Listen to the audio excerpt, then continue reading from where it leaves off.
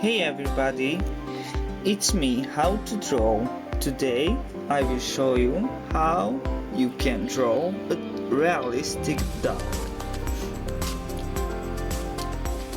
This is not too hard. Some steps and you will be ready.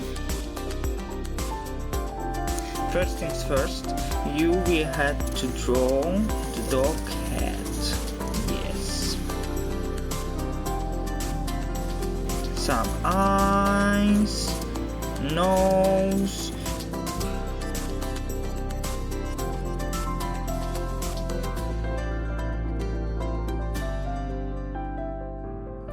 this is a creepy face. No. We need ears. Yes.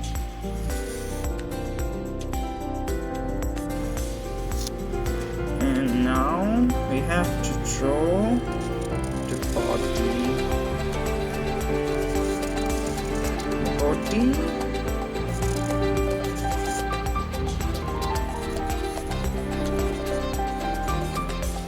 Fruits. That's it. The perfect realistic dog. Thank you for watching, subscribe and like. Bye.